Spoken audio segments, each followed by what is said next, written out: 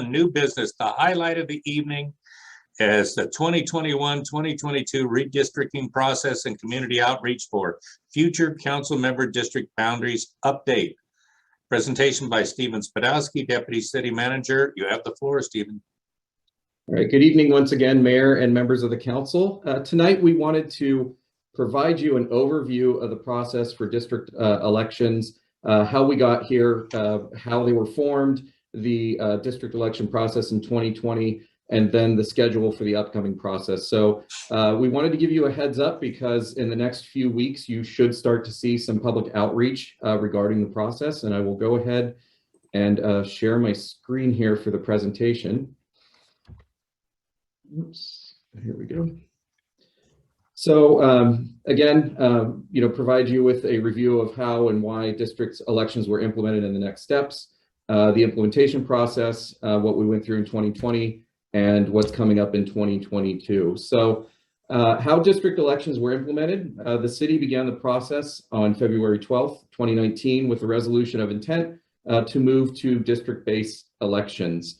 By June 25th, 2019, the process was concluded with the adoption of an ordinance amending the San Ramon Municipal Code to establish the district election process. So it was a very timely process within a few months.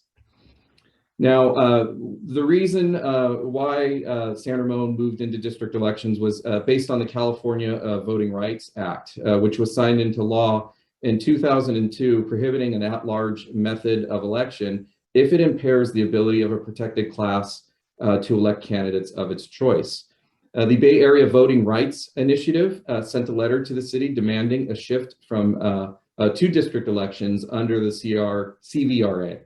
The City Council elected not to oppose the letter and to begin the process of establishing the district boundaries, adopting the district elections voluntarily and within a certain timeline, capped the city's obligation to pay legal fees under the act. And to give you an update, and this information was presented, some of the cities and what they've spent attempting to fight going to district-based elections. We have Santa Monica, who have spent $7 to $10 million on defense, and the plaintiffs are requesting $22 million in legal fees. That's headed to the Supreme Court. And then you can see the rest on the list. Santa Clara, about $4 million. Palmdale combined a little over, almost 7 million, and so on. So it is an extremely expensive process to fight with little chance of actually succeeding. So during the formation process, the city conducted a total of 9 meetings as part of the implementation. We started out with a public information meeting, and then there were a series of council meetings, 2 each on district discussions about the process of going to district elections, 2 each on discussing communities of interest, and also proposed district maps, and then the actual adoption of the ordinance. A professional demographer was hired to guide the process through the development of maps that would meet the requirements. A total of 9 map proposals were submitted by the public, and the demographer used the public input combined with city council comments to develop 6 draft maps for consideration. Now going on to our outreach and participation on the last go around, the next phase with the redistricting will mirror very much this process here. So we began that process back in January of 2019. Frequent updates were issued via all media channels available to the city throughout the process. And we also created our first deep dive web page summarizing all the activities related to the district election process. Some of the documents that we produced to help make the decision were descriptive maps of San Ramon, census data, communities of interest facts and sample maps, a Google interactive map of San Ramon, a redistricting proposal packet, and a redistricting proposal calculator. And I just want to show what that web page looked like for the deep dive. It kind of looks like a CVS receipt when you take all the screenshots and put them together. But we really wanted to make sure that we documented every step of the process. And if anybody had any question, and if they wanted to walk through the entire process, they could. And this is in reverse order, with the latest updates first. So, we have the adopted district map. We published the proposed district maps plus round 1 and round 2. Also the public submitted maps, which we had 9, so everyone could view those. The public submitted map process, we still have the proposal packet and the redistricting calculator up there, so people can take a look at what that looked like. We had a background on the entire issue and process, plus summaries of our public hearings. Then we have the section that I described earlier, the key documents to help the public participate in the formation process. We documented every meeting, including our links to the packets, plus the videos of the meetings. And then we had a very extensive frequently asked questions section. So I just expanded it here, where you can look at everything that's involved with making the decision and some of the questions that we received during the process. So in 2020, the city conducted the first district elections. District 1 and 3 were the first up for election. And of course, the mayor remained at large, so that's every 2 years. A new district election website was created with an interactive map, a 1-minute Ask City Hall video, and a frequently asked questions section. So that was separate from what I just showed you, and that's still up to this day.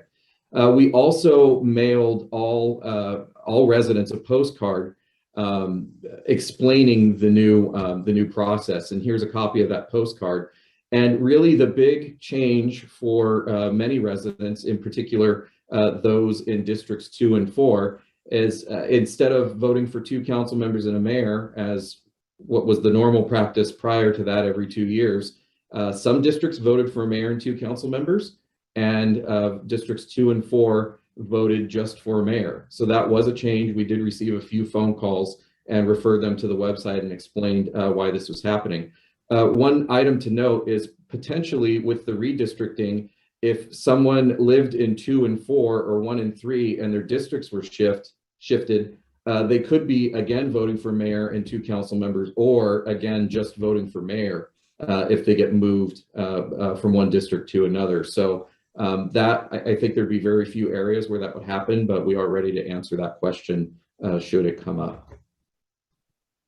So moving on to the 2022 process, our kind of brief overview of the evening is the key event triggering this redistricting process was the 2020 census block data that was just released. And on May of 2021, the City Council voted to take the lead on this redistricting process. Staff, we retained the service of special legal counsel and the demographer that we used in the prior process for the redistricting effort. And under the Fair Maps Act, we have 4 public hearings that must be conducted as part of this process. So the first public hearing will be November 9th, 2021, and that's the education and introduction of public outreach. So any questions about communities of interest, the process, we'll go over that in detail for anybody, the public or council, should you have any questions. January 25th, we will have the consideration of public input and preliminary direction for the redistricting process. And then February 22nd, 2022, the consideration of the draft maps and any discussion of refinements from the council at that point based on public comment or anything else that they've considered during the process. And then finally, March of 2022, a hearing for the consideration of a final map. And then it will go to 2 more council meetings for I believe, for ordinance adoption. So with that, that is the brief overview. Again, a primer because we will start in a few weeks advertising on all of our channels that this process is coming up.